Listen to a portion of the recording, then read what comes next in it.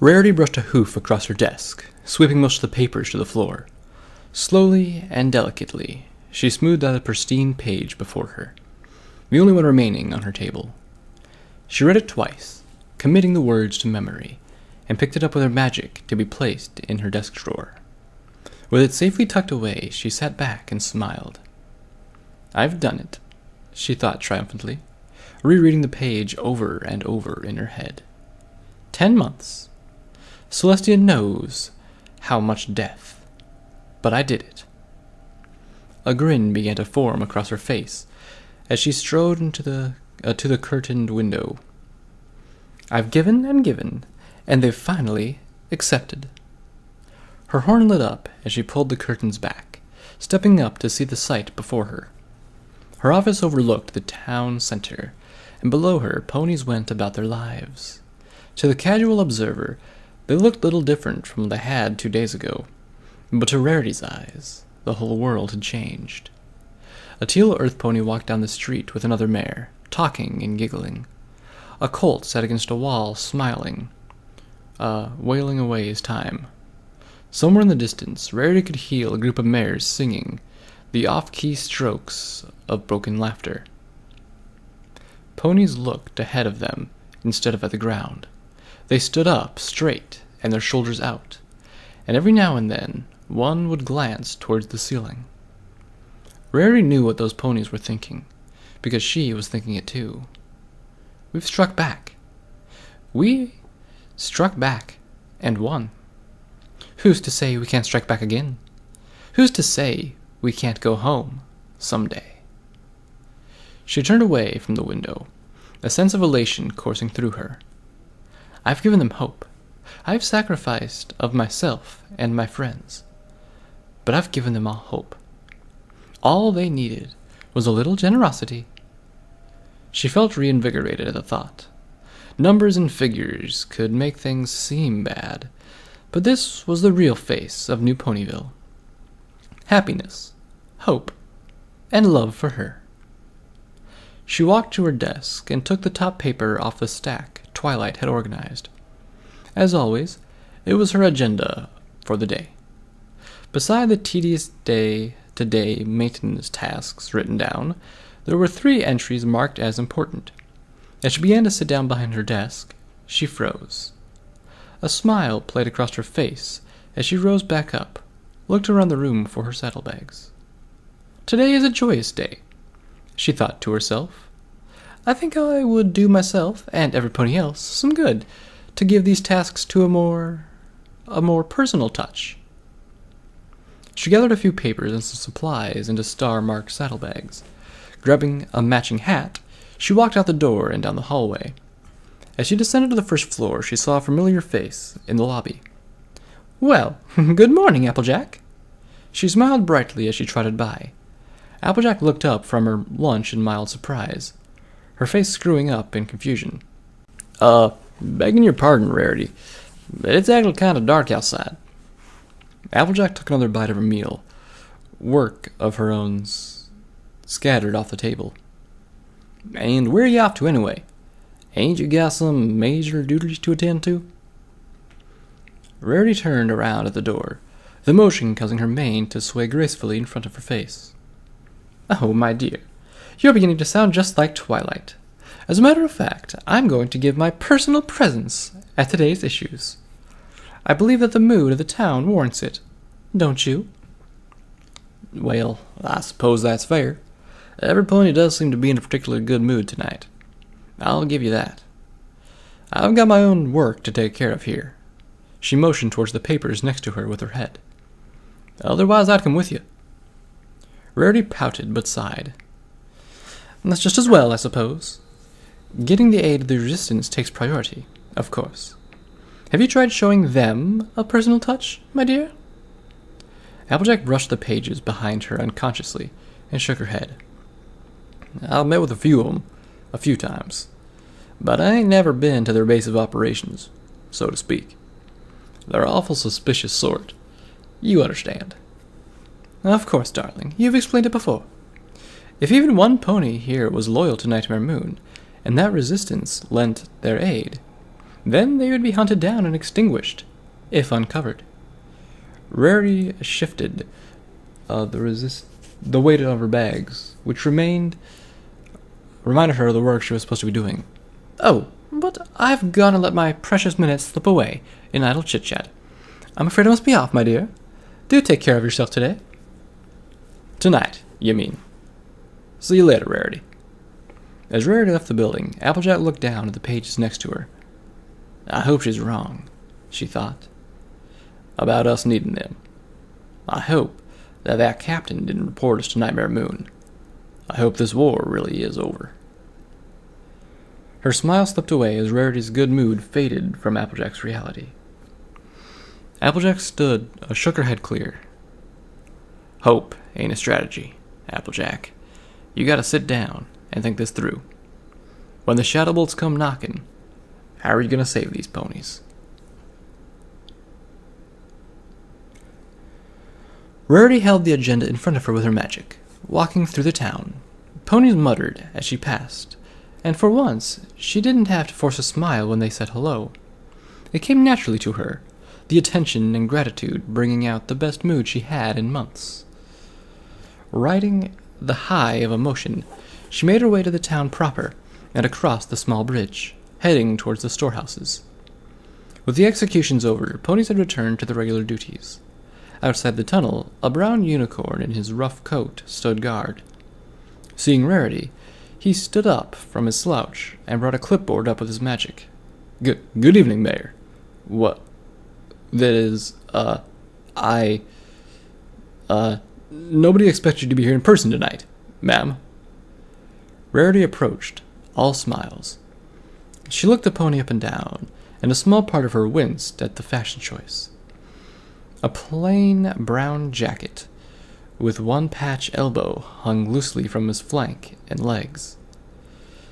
His natural brown coat being several shades off of this one.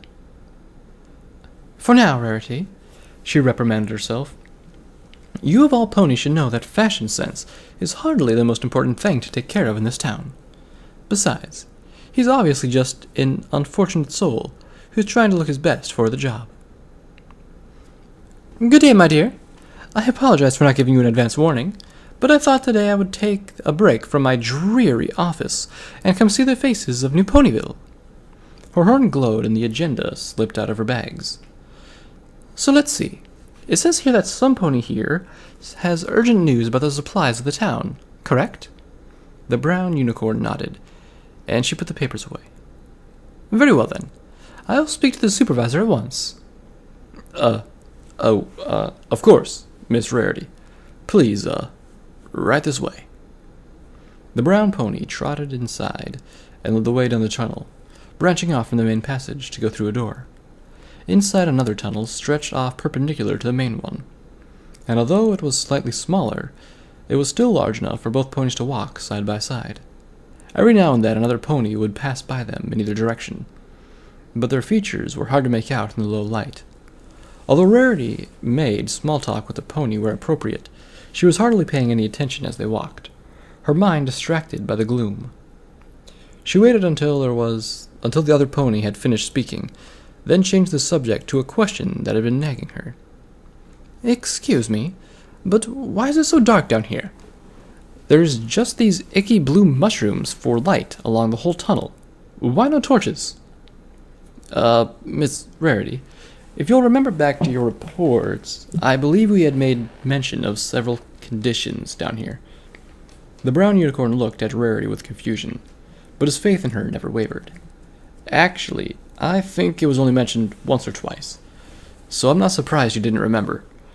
There's no tunnel to the surface down here that we've found, and with torches burning up the oxygen, no pony would be able to breathe after a few hours.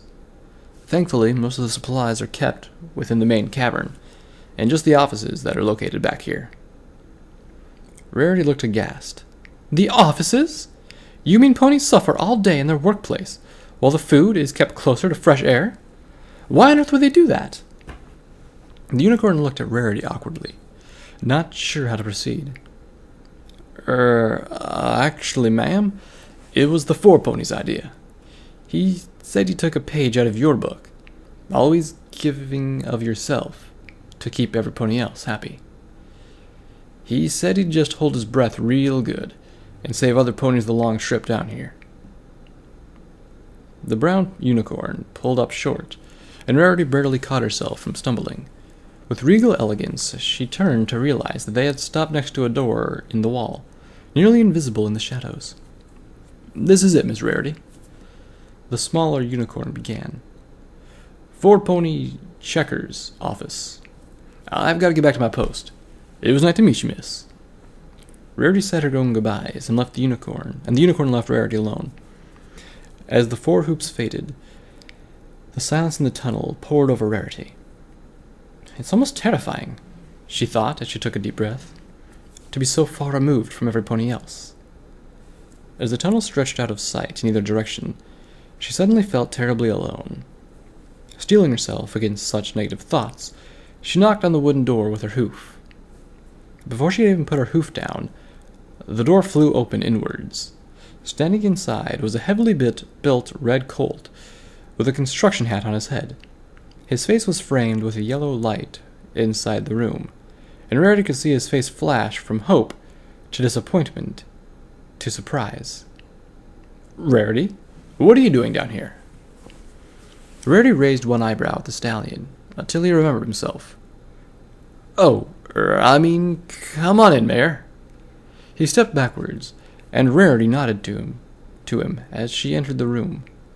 The office inside was small and sparse, with a simple desk and chair.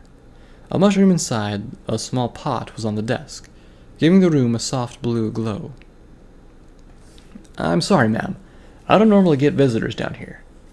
He lifted a bucket of tools off another chair, which he dragged over the desk and offered to Rarity. As she took the seat graciously, he ran to the desk and sat in his own chair, resting his elbows on the desk.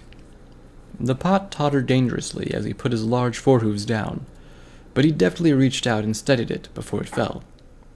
Turning his gaze back to the mayor, he narrowed his eyes suspiciously. "I suppose you're here about the supply storage, right? Well, I can assure you, we've taken every step we can to draw out our supplies. Actually, my dear, I was hoping you could tell me why I was here." Her horn glowed, and the agenda slipped out of her bag again. "Urgent supply development is all that this notice says. Could you perhaps elaborate?" Rarity was smiling, but the 4-pony gave no notice as he bent over the desk and looked at the paper. Rarity turned it towards him, but he barely glanced at it before he sat back again. "Well, I can tell you right now what your problem is, ma'am. That ain't my report. That's just a piece of paper telling you that my report was urgent. And a bloody daft waste of good paper it is, if you don't mind me saying." He smirked, proud that he had identified the problem so easily. Rarity paused, but wouldn't let his observations slow down her good mood for long. "Oh no, I don't think you understand. I'm sure I have the report somewhere in my office, but I felt that it had been a while since I walked around New Ponyville. On this most optimistic of days, I decided I'd hear all of the important reports in person." She held a hoof to her chin, thinking. "I'm beginning to think of it as a step towards a new direction of direct communication. Paper just leaves such a mess and gets everywhere, don't you think?" The 4-pony just stared at her for a minute, his mouth a thin line. It wasn't until he spoke that Rarity recognized the rising anger in his purposefully calm voice. "I'm glad you feel that way, Miss Mayor, because that won't be a problem anymore. I can assure you, none of my reports will be cluttering up your office in the future." Realizing how she must have sounded, Rarity struggled to save herself. "Oh, no, 4-pony. I didn't mean it like that. I was simply remarking on how inefficient paper was in general. Just general conversation, if you will. Please, I'd love to hear your report. I'm sure it's very important and interesting."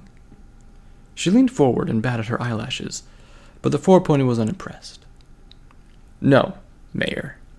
I don't think you understood me either. I'd love to keep filing my daily reports out of our dwindling supplies for you to ignore. But unless you want me to chisel rocks, there is not much I can do. Confusion crossed over Rarity's face, but the other pony answered her question before she could ask it. Our dwindling supplies I mentioned? Yeah, they're gone now. Ironically, that report was the last sheet of paper we had. Rarity sat for a moment, mostly unconcerned. Well, it's only paper after all. You can make more, right? The four ponies sighed patiently, pausing before he started again. No, Miss Mayor, we can't. I didn't mean that our supplies of paper were out. I mean our supplies for making it. There's no more wood left in Ponyville, Mayor. None at all. Rarity sat in her chair, her mind perturbed. While wood was useful around town, it wasn't an absolute necessity. Yes, Four Pony, I suppose that does qualify as urgent news. Thank you for bringing this to my attention. I'll have to devote more consideration to alternate building materials and lighting, since torches will be burnt out within the next week, and heating, since no pony will be able to burn the rotten muck on the surface for their fires. The four pony began counting down the uses for wood on his hoof. And I get the idea, Four Pony. Thank you very much. Rarity stood to leave, her mind troubled. As soon as she turned around, however, a voice called her from behind. What? You don't want to hear my report? Rarity froze and turned around. The four pony's face looked honestly puzzled, and Rarity had to restrain herself from screaming her next sentence. You mean that wasn't the urgent news? The four pony shook his head. Oh no, that's only just part of it. The urgent news is that we are out of supplies. Rarity looked at him angrily, and after a moment, he clarified. I mean all supplies. Food stores are empty, ma'am. Rarity reeled backwards mentally, and even on the outside, she couldn't hide the shock in her voice. I thought we had enough food to last us another week, at least, Four Pony. What happened? For a moment, Checkers just looked at her blankly. Then, to Rarity's surprise, the pony behind the desk laughed. It started off small, but gradually grew until it was a mighty bellow. His eyes were close shut as his chest heaved, and every time he opened them to look at Rarity, he began another round of laughter. Rarity was at first angry that she was being laughed at, but gradually became sad as he continued. Did I do something wrong? Finally, the laughter abated. Wiping a tear from his eye, the four pony looked at Rarity again and stifled a chuckle. Oh, Celestia, you're serious, aren't you? This whole time I thought that maybe you were just messing with me, trying to get a rise out of old red Checkers. But no, you actually didn't read any reports. That's amazing. Honestly, Four Pony, I'd suggest that you remember to try to remember your place. Rarity's voice was ice cold, but the Four Pony didn't notice as he kept laughing. And you still haven't answered my question. We should have had enough for another week. So what happened? You're right, Rarity. We should have enough food. But I'm interested. How do you know how much food we should have? From my reports? Because I know no pony else could have estimated how long it would last us. I'm in charge down here. He stopped to catch his breath as the laughter ended. But see, that's just it. Those were estimates based on my projections of how much food we were using per day. But then you decided to go ahead and throw 2 more feasts. He spread his hooves open on a shrug. What are you going to do? Right? Rarity could feel her stomach drop into her legs. So, no food at all? What about the mushroom farmers? What about Fluttershy? Turning around for a moment, Checkers grabbed a few pages from behind him. Flipping through, he read off the numbers. On a good day, and I mean a really good day, mushroom harvesters can bring home enough food to feed every pony for 2 days. We haven't had a day like that in months, mind you. They've been buying us time, but that's all I can ask of them under the demand on us. He shot an accusing glance at Rarity before he turned to the paper.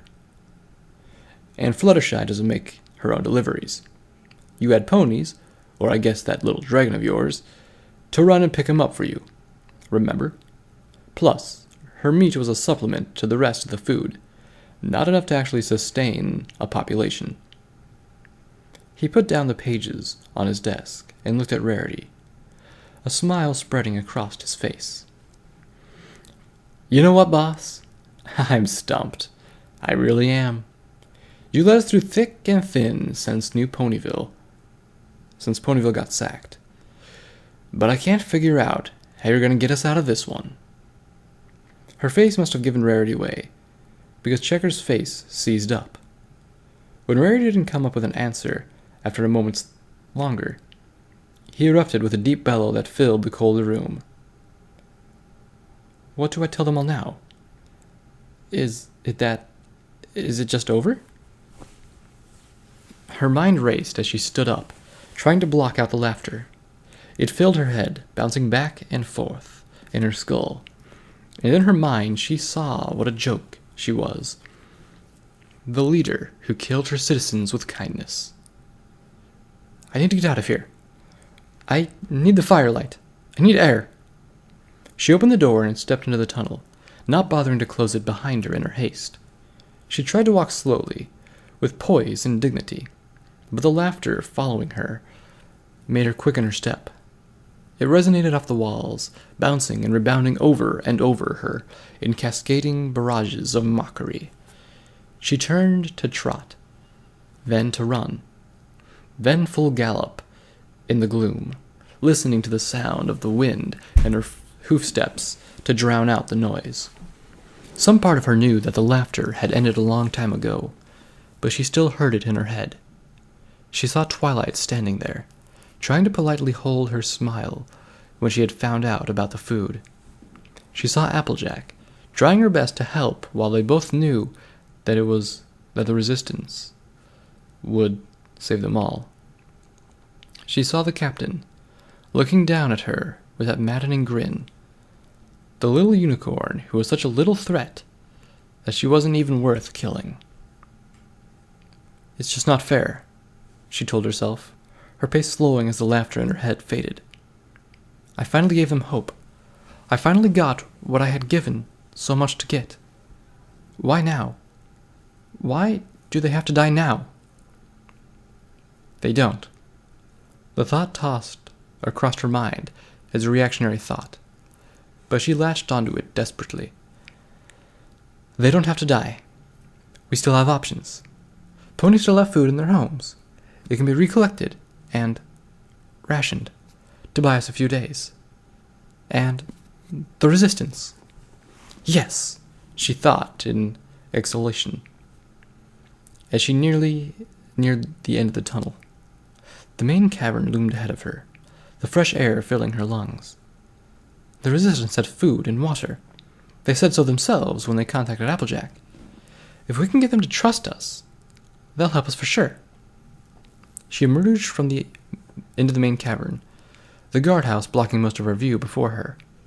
As she walked around the side of it, she took in the sight of the town entrance and smiled again. I built this. I brought them this far. So what's different about one more obstacle? She took the agenda out of her bags, looking towards her next item. Her eyes read the page, but her mind was elsewhere. All I need to worry about is Applejack gaining their trust. It's out of your hooves now, Rarity, so don't let it bother you.